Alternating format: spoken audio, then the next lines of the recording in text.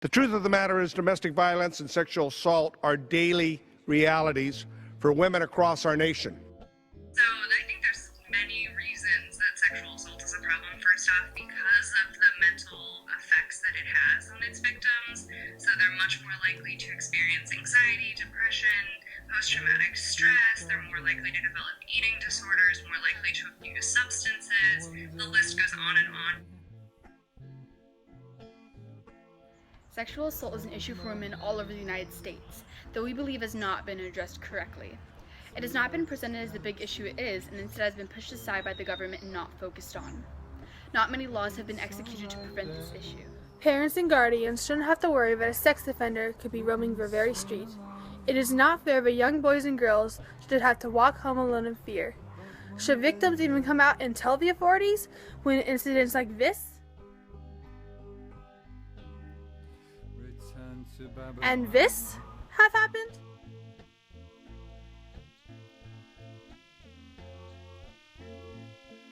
Yeah, I think there's unfortunately a lot of reasons that we don't. So first off is because we all think it's not going to happen to us. Another reason that we don't is because we've seen a lot of things coming out that show we're not very good at responding. In Detroit, there's about 10,000 rape kits that they found that have been untested. In Florida, there have been 11,000. So there's tens of thousands of rape kits across the country that aren't being tested. And as a result, these perps are walking free and continually sexually assaulting other individuals. Sure, girls have to buy tasers and pepper spray to protect themselves when they're not the problem in the first place. The people are losing faith in the justice system, and America needs to do something about it now. Several sources seem to believe that women should be the ones responsible for protecting themselves against rape. Self-defense objects such as tasers, pepper spray, keys, and even nail polish that can detect if a drug has been roofied have been invented.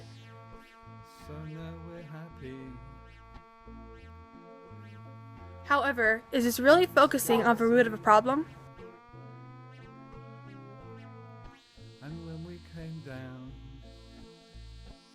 Each rape can cost anywhere between $87,000 and $240,000.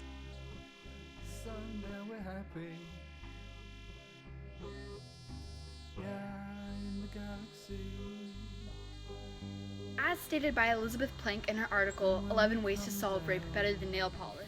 Encouraging women to buy products to make themselves safer is sort of like cutting off the weed at its stem instead of at its root.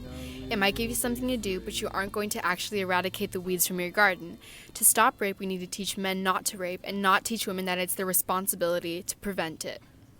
Sexual assault has been an issue for longer than can be dated. Too long. Isn't it time that we, along with many others, should be able to do something about this? In fact, 95% of sex offenders are let out on probation and don't even spend a day in jail.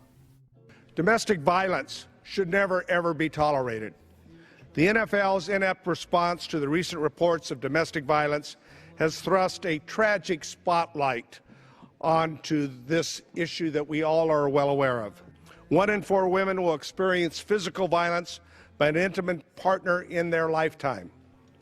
And in 2012, in part of the area that I represent in California, 6,000 domestic violence cases were reported.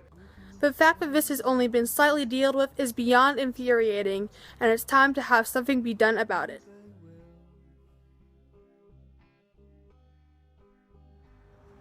Although it seems like this topic would have everyone on the same page, the GOP seemed to have a different response.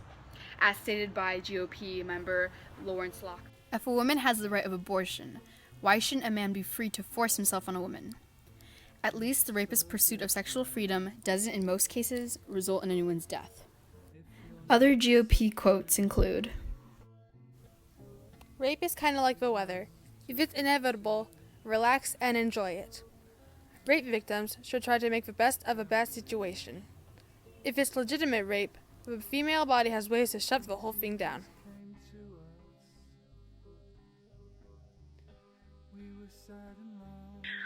One of President Obama's quotes that I really like when he was talking about sexual assault is that we still don't condemn it as loudly as we should. We look the other way, we make excuses, and the message still has a chilling effect on young men and women. And so I think that that's something that needs to be kept up by the next presidential candidates and all of the ones after that, because this will be a problem until it's not there anymore. It's going to be a problem until it's not. Continuing to do that is going to be really important, just being the face and saying that we're not going to tolerate it.